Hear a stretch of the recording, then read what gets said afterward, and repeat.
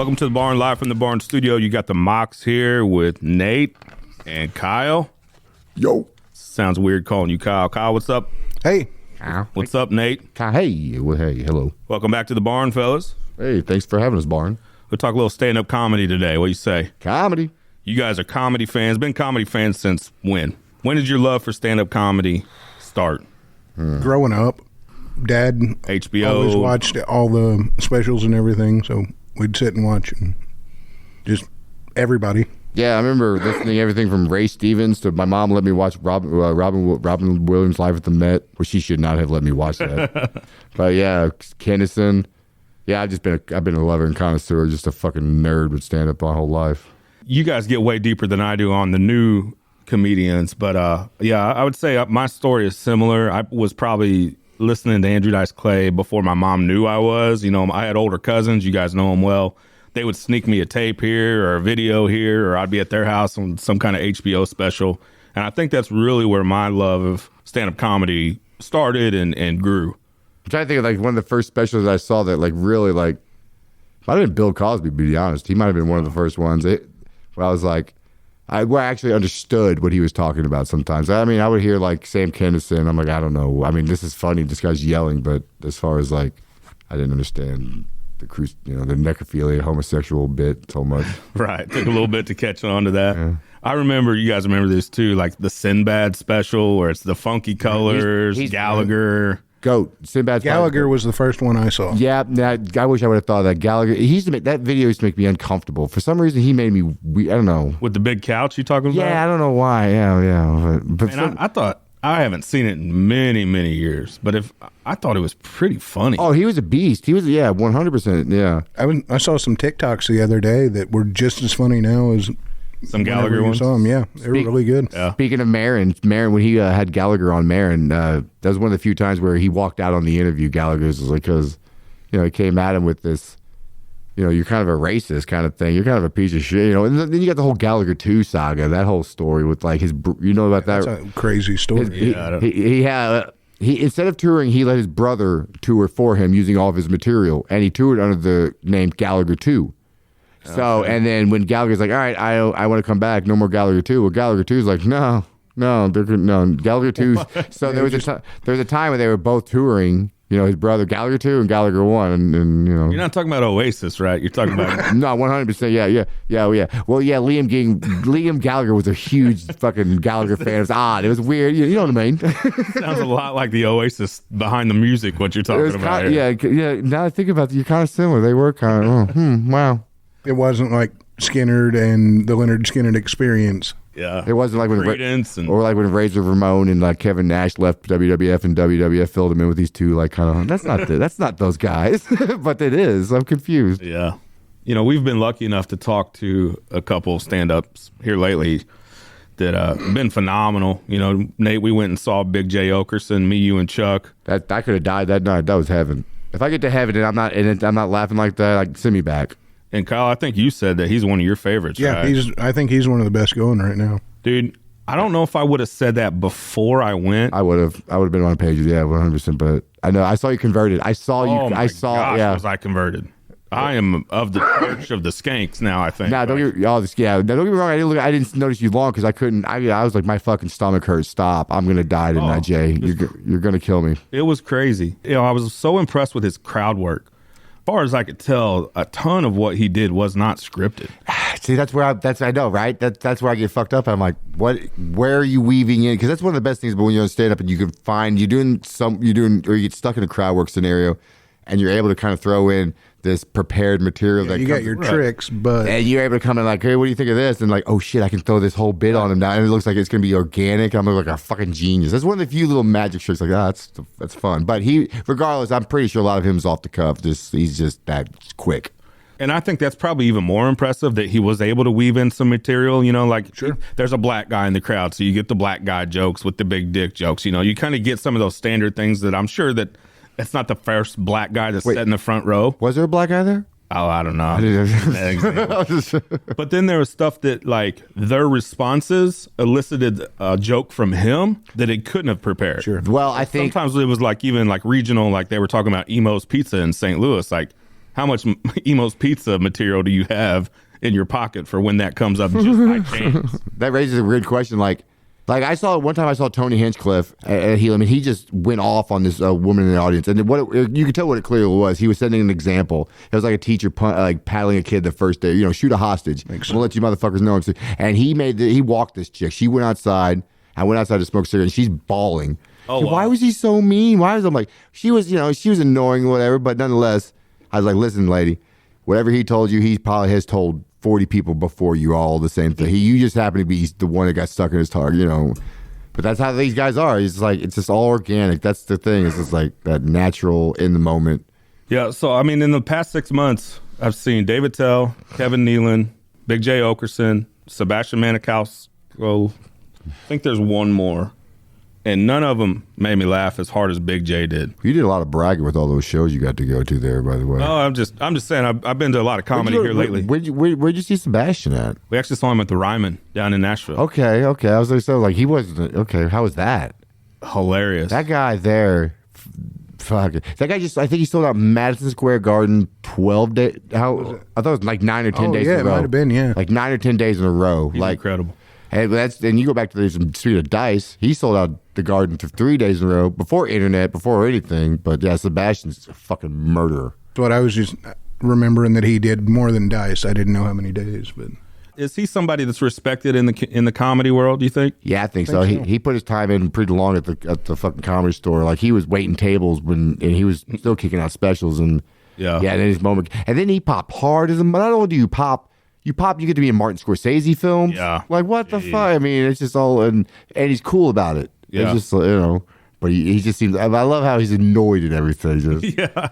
He's got that Italian kind of. Talking about like, we think this is, you're talking to his dad, you here to just pay your rent here? A guy like that, and I think of Jim Brewer too. I haven't seen Jim Brewer with some of the new things that he discusses. But a lot of stuff that he used to do a couple years ago was all family oriented. So like my wife would just eat it up. And Sebastian was the same way. He would complain about the wife and the dad and whatever else. But he's super animated in the way that it sort of reminds me of Dane Cook in a way. Dane Cook with jokes? Yeah. Which is, his mannerisms are so funny, man. And to see him up close, like we were front row. Like we paid good money to see it because she loves him. I love him. Who was his opener? Oh... And how much time did he do? I can't remember his name. I'd have to look it up. But I would say maybe 15 minutes. And then Sebastian did what, like an hour? He was up there a while. And when he left, I wanted more. That's pretty rare for him. I'm always curious about that. I'm always wondering who's opening and who's featuring. I don't remember. Can't remember. With Sebastian, he doesn't really run with the pack. He doesn't have like a crew. Or he's done it all. That's one of the things. He's done it all by himself. It seems like he's revered and respected, but he doesn't have it doesn't seem like he has a circle he runs with, or he's just. And you saying that reminded me of the last one I was trying to think of was Dan Cummins.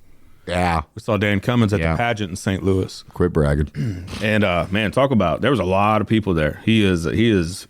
With his crowd, he is very popular with that crowd. Yeah, and his podcast is their rabid fans. Yeah, and he mentioned that when we interviewed him, is that he doesn't really have a clique that he kind of runs with. He's not a part of the Rogan crew and all that, and the West Coasters and the East Coasters. He's from like Montana or Idaho, I think. So, and he's sort of up there on his own little island. That's a thing, like with you raise a good point, like with Midwestern comics, because like you got like a Chad Daniels, and these guys they're monsters, but you don't, or a Chris Porter, Chris Porter comes to mind. Kyle Kinane, these Midwestern guys, they're more like, they're kind of, to me, they represent more the road dogs, like the traditional. Like, I just do my material and I leave, and I don't need to do anything else. I'm just here to tell jokes, and that's all I need to do. Being a stand-up comedian. With all this Netflix stuff and, YouTube specials now, and even like we talk about with like the TikTok culture where it's like 60-second clips, I'm sure we all have them on our phone. And some of them I love, Thank you to BetterHelp for sponsoring this episode. BetterHelp is the world's largest therapy service, and it's 100% online. With BetterHelp, you can tap into a network of over 25,000 licensed and experienced therapists who can help you with a wide range of issues. To get started, you just answer a few questions about your needs and preferences in therapy. That way, BetterHelp can match you with the right therapist from their network. Then you can talk to your therapist however you feel comfortable, whether it's via text, chat, phone, or video call. You can message your therapist at any time and schedule live sessions when it's convenient for you. If your therapist isn't the right fit for any reason, you can switch to a new therapist at no additional charge. With BetterHelp, you get the same professionalism and quality you expect from in-office therapy, but with a therapist who is custom picked for you, more scheduling flexibility, and at a more affordable price. Get 10% off your first month at betterhelp.com/thebarn. That's BetterHelp, HELP.com/thebarn.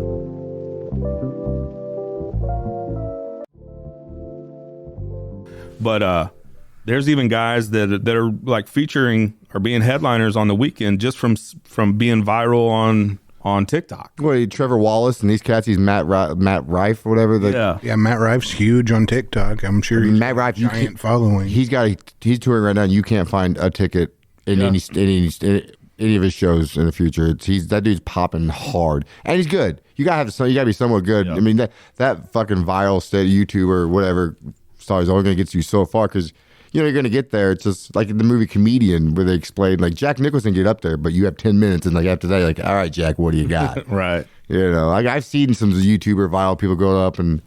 After about 5, 10, 15 minutes, you see him like, oh, you got another 45 minutes, dude. You don't, I don't know how this is going to work out for you. You got to get back out there, brother. Because it ain't so much, you're not so much competing to get them there that time. You're competing for them to come back and see you. That's pretty much what you're doing. Yeah, and you mentioned that Rife. Is that how you say it? Matt Rife, I believe he's from that Stiff Socks. I think he's coming to St. Louis maybe in like November or something, and it's already sold out. I had a friend on Facebook. She's like, in Chicago, she's like, I just looked up to go to a comedian show, but there's not a ticket available in this entire country except for Pittsburgh. Jeez. She's like, in the comedian's Matt Rife. I was like, oh. He was on Bert Kreischer's podcast a little while, like a month or two ago. Yeah, he seems fine.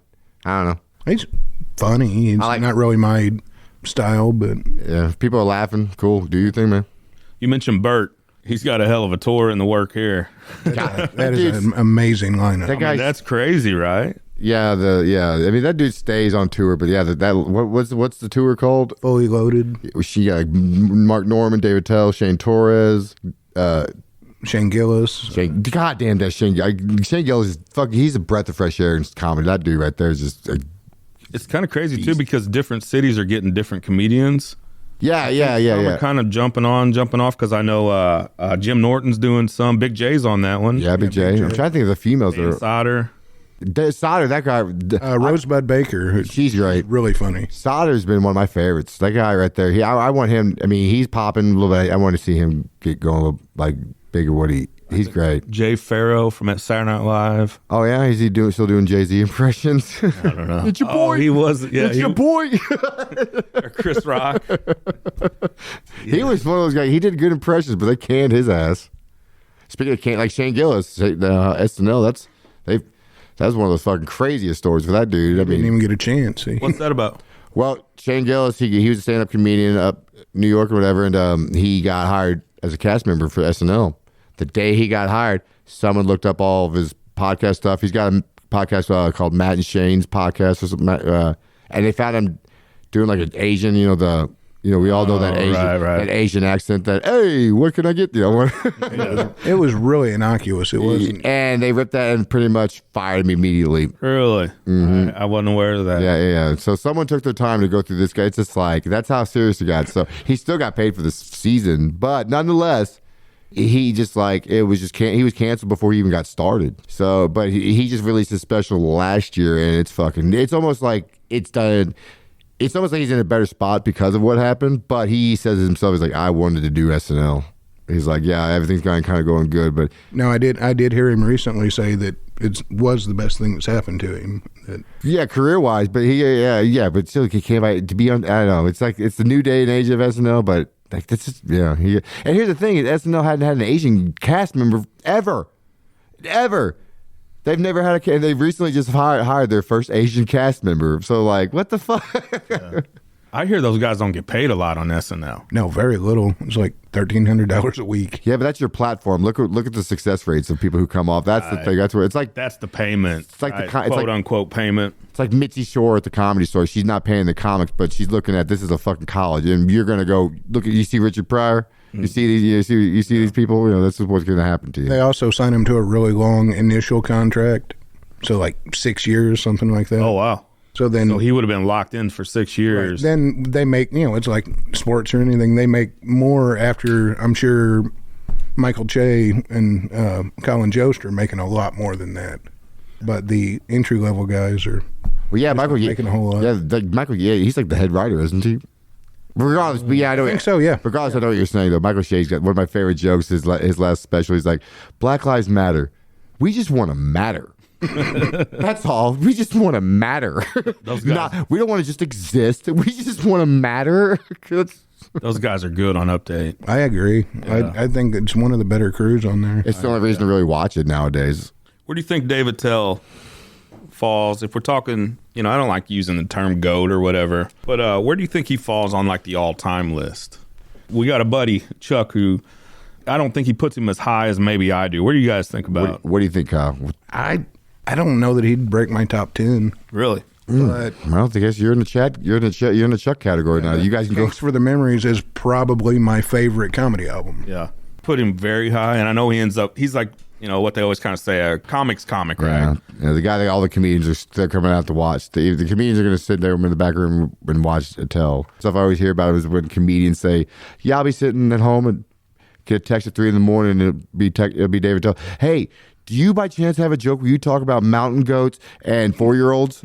I'm just checking. I thought you did something like that. Okay." So he's like always working, always writing. It's just that guy. It's like good. He's like just tunnel vision. And, which I was thinking about that the other day. Like I know I haven't done stand up in a while, but I did enough time where it's hard to find myself to be able to not be in a room and not constantly analyzing and looking at stuff. And it's been more pointed, like kind of pointed out to me recently. Like, hey, Nate, why don't you just like not try to overanalyze anything? I'm like, I can't stop. I just always looking like, why is this person act like this? Why is it? It's not like a paranoia thing. It's just like I'm looking for like, I don't know, just anything. It's just like, am I stuck like this?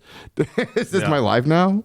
I think David Tell falls under one of these categories of like a very cynical, right, where he sees the world, he doesn't see all the sunshine and rainbows that people like to paint the picture of it, but to pick out the funny parts of like the parts of life that aren't so funny and make them funny. I think he's just absurd. Tom Segura's got a funny story about David Tell. Segura's talking about he featured for him in Miami or down in Florida, and then he was able to feature for him the same time next year, and he had like a joke he did the year before, and he did the same joke. And after the show, Tell's like, you can't write. It's been a year. You can't write fucking 20 minutes. And he's like, Segura's like, it fucking crushed me. He's like, it destroyed me. And he's like, the fact that guy remembered a one little joke out of a 20-minute set, and the next year he's like, you can't fucking write new joke. Like, man. I know at this point when you start putting lists together, at least when I do, it gets pretty jam-packed at the top, especially if you go back to the comedian legends. It's Sophie's Choice. You're picking your favorite child. Like, I don't know what to do. I mean, like Bill Burr, Chappelle, Seinfeld, Norm. Like, what do you fucking do, man? Norm would definitely be on my list, near the top. Way up there. Steven Mitch Hedberg. I mean, you can just all day. You can just, but it's like we're just talking about sports. LeBron, 96 Bulls. There's no fucking way the Golden State Warriors could take, like, it's that. It's just. If I really had to break it down to like GOAT status or definitely top 3. Dennis Leary. Eddie Murphy would be on my list. Eddie Murphy, Delirious, and Raw, those two stand up. I mean, talk about watching stuff when you shouldn't have been. Sure. And not, he'd be canceled these days for some of the stuff he put I out mean, there. how many times did he, I mean, So They funny, are though. rough to watch. that was like an instructional video on how to be homophobic. Right. With the honeymooners, when I bend over, I want you to start fucking. It's just like, and he was like 19 with the first special. Then he was 21 with I think it was Delirious, or was it Raw? He was 19 with the first one, 21 with the next one. Regardless, you're 21 years old. I was 21. I was like, I don't even have my own social security card. You know what I mean? Didn't Delirious come out after Raw? Well, whichever one was first, he was 19. I think it was. And then he was 21 for the next. Like when he had the fucking red jumpsuit, he's 21. He had that red leather outfit, the whole ice cream. Yeah. He's 21 years old right there. Which one do you prefer, Delirious or Raw? Delirious.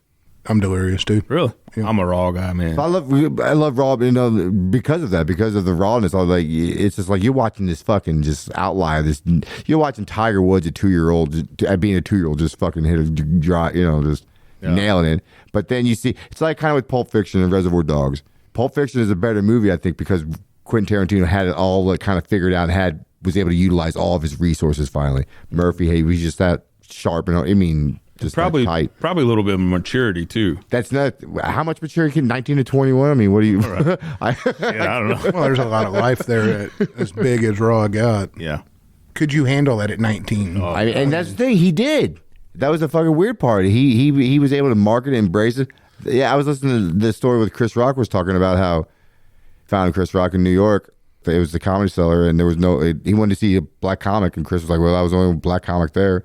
And he's like, and there's a whole crowd. It was packed. Eddie Murphy's in the room, and I just fucking destroyed Chris Rock. And then he's like, my life went from Saturday night being like, hey, I'll do a set, to Monday morning. Hey, you want to go to LA with me? Jeez.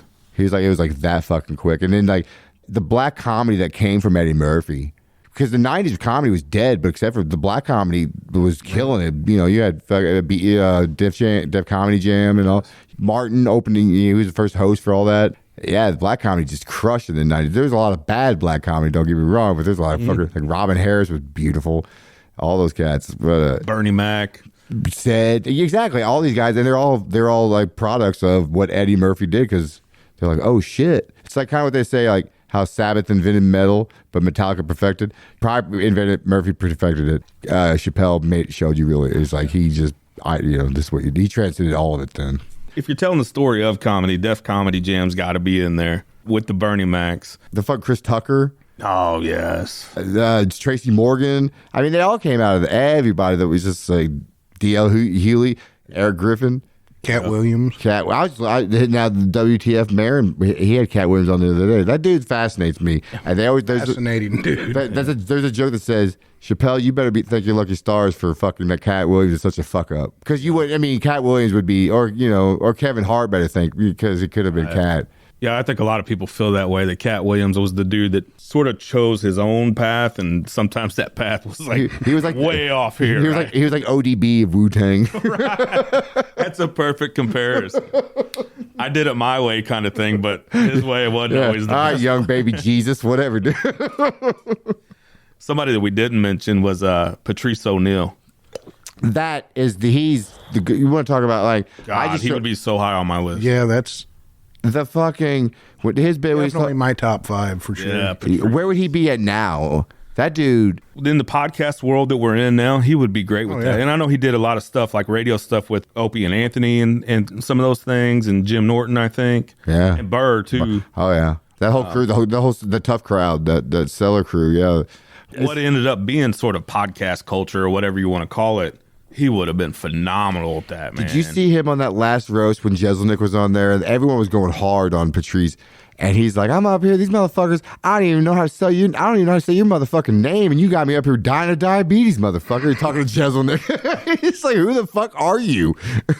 Me and my cousin Dwayne talk about this joke all the time where I don't know what the situation is. Somebody's got a gun to his mom's head, and they're like, if you spell restaurant right the first time, I'm gonna knock you. Gun to my mom's head. And he's like, Mom, look at me. Spell restaurant, motherfucker. Like, look at me, Mom. Quit like stalling, motherfucker.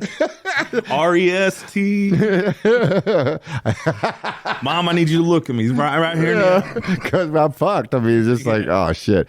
One of my favorites is where he's talking about I was watching the news and they had the flood down North Carolina, and I saw all these white people and they were crying about how everyone died, and I just sat there, it was so hard because I just could not give a fuck about any of it. He's another dude. If you listen to some of his live specials, crowd work, incredible. Oh, he was a dick though. He was a fucking dick. That guy. They were even his best. Want though, right? But not if you're some of his friends like Rich Voss. They were just like he was a fucking. There were times I don't want to talk to you. I don't want to see you. Yeah. You're just a piece. You're a bad person because that was like he was kind of to his fault. But that was what it was one of those things, like that's what made him successful, but that he was also very fuck off to everyone. You mentioned Chris Rock with the Netflix special and the Will Smith stuff. What do you guys think about that? Did you watch it? Did you listen? I have yet to see the Chris Rock special. Really? I know. I'm very anxious. I can't wait to see it. I've been anticipating it because as soon as I saw Smith hit him, what I saw Chris Rock doing in his head, you just gave me 15 minutes, motherfucker. Oh, yeah. Because I knew I was like, he's touring right now because he's prepping for a special. Oh my God. Ticket sales. That's all he's thinking. He's like, oh my God, the ticket sales I'm going to get off this and the material.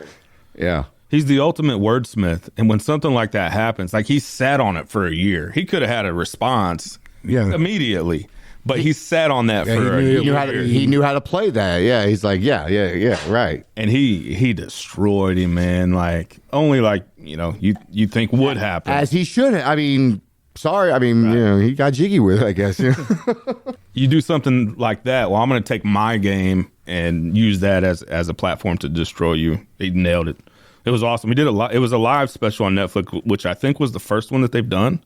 Louis did something just recently similar, like where you were able to rent it off his website and watch it live, but then it's going to be re-released and it's going to be the edited version, something like that. Ballsy right there. Man, Louis, I think, been a huge part of the way we consume comedy now, is that he seemed to be one of the first ones to take hold of his own shit, where he had pure ownership. I know the show was different, but like his website where he was going direct, you could go directly get his specials from his website. Dane Cook kind of invented that blueprint. True. But yeah, you're right. Louis took that and ran because he was able to sustain his audience and everything. Well, then he did the yearly special. Mm-hmm. Everybody had to try and keep up with that. Mm-hmm. And now he does his best to not, like with venues, he sells all of his tickets and everything and his videos off his website, but like he will work with venues that's the hard part, is working with the venues that don't work with third party like Ticketmaster and stuff like that, because he'll sell tickets. Pretty much what he's doing is he's renting that, like the venue. That's what Dane Cook did. And just like what Stanhope's done forever is just, he was doing rock venues and I was gonna say he's written his own stuff. He's written out like Knights of Columbus halls and stuff. Right. So he rents the hall and then takes care of the tickets himself. Yeah, that's what Dane Cook has showed. Like how he invented that market. Like he's like, you don't have to just be Dice and like they book you. He's like, you can rent the fucking you and I can go up to Fox Theater right now and rent the place if we had the money. Now what that brings back and everything, it's on us. But you mentioned Dane Cook. I mean, he was in a weird part where like a lot of his stuff was famous on his Comedy Central. Presents presents Dane Cook, whatever. Premium Blend. Yes. But he was on the cusp of the internet becoming something that we, not just nerds used, right? It's still Metallica albums, but where it became a part of everybody's usage and every day. And I think he was on the forefront of seeing that happen because of the MySpace stuff and social media. He seemed to be like one of the first ones to kind of grasp that concept. That platform. I can utilize my platform to kind of reach out. I don't need a publicist or mark. I can do like, oh shit, I can reach out. They're here right now. I can just talk to these people right now and just hit a whole fucking just umbrella all of it. People give him a lot of credit for that, for seeing the future maybe before some other people did, or embracing it. But yeah, Louis, it was because he was younger. Louis definitely punk rock. I mean, but he's Louis. It's like Jay-Z, Radiohead. They do the same thing, but you're Jay-Z and you're fucking Radiohead. Right. You're not like, I don't know. For a while there, Louis was Jay-Z or Radiohead. He was exactly. That's what I was saying. No, not everyone could do that. Right. It's easy to be independent when you're that big. Right, exactly. Yeah. You don't have to depend on other people. Yeah. He jokingly would say is like, I missed the days when people didn't know who I was so I could know if something was really funny or not. I'm like, I don't think you really do miss that. I think you've mentioned it before. We've had this conversation before. Are you laughing actually at the joke? Or are you laughing because you're supposed to laugh because it's Louis or and I just use that as an example. And he wonders that. He's like, am I just, it's like stand-up. He said, he's like, I'm just writing the same abortion joke over and over and over now. He's like, I know my formula. I know my voice. I know how to get that rhythm going. And it's like, and that's gotta be a mind fuck. I'm like, am I really, do I just know how to play it or is it actually genuine? Yeah, that'd be weird. It'd be a good problem to have, but it's a great problem. Why are they laughing? Yeah, because then I get to go. It's a great problem because then you get to jerk off in front of women and without consent. I think he had consent, didn't he? Or at least asked for it. Yeah, I think he did. Well, he did, but also it was like it was at work. Power imbalance. It was a work thing. It's like if my secretary's like, hey, I get it. You want to come in, maybe come in tomorrow, but maybe not if you get to look at my dick right now. Right. Yeah. Like they don't know what to say. Like I guess I gotta watch you then. And then Aziz with his canceled. Yeah, was he uncanceled yet? He was canceled the day after. That was like some chick bitching about like that was one of those things like, oh, I hooked up with someone last night. I consented. I don't think that went down how I really wanted it, but whatever. Right. And she was it was one of those things. Just dude being weird. He bought her an Uber. He paid her Uber ride home. That's just one of those things. That was a bad date. I'm always going to take the victim side more than likely, but I'm always going to look for a history on someone's part. It's like Kobe, for example. You're not just going to one day all of a sudden just, I'm going to fucking just, I'm going to rape. There's going to be patterns of like some sort of abuse or some sort of psychological issues. You're like, okay. Yeah, but Cosby, there was a pattern there for years and years that people silently talked about. Did you know he donated the amps and shit for the Martin Luther King speech? Like, no, I did not. Yeah, the PA. He was the first, and also he doesn't absolve him though. No, it doesn't. No, hold on, wait. Don't put me. I'm not trying to tell. All rape aside. Yeah, all rape aside, Cosby guys. apologist here. Listen. That's the classic Norm joke. Thank you to BetterHelp for sponsoring this episode. BetterHelp is the world's largest therapy service, and it's 100% online. With BetterHelp, you can tap into a network of over 25,000 licensed and experienced therapists who can help you with a wide range of issues. To get started, you just answer a few questions about your needs and preferences in therapy. That way, BetterHelp can match you with the right therapist from their network. Then you can talk to your therapist however you feel comfortable, whether it's via text, chat, phone, or video call. You can message your therapist at any time and schedule live sessions when it's convenient for you. If your therapist isn't the right fit for any reason, you can switch to a new therapist at no additional charge. With BetterHelp, you get the same professionalism and quality you expect from in-office therapy, but with a therapist who is custom-picked for you, more scheduling flexibility, and at a more affordable price. Get 10% off your first month at BetterHelp.com/thebarn. That's BetterHelp, HELP.com/thebarn.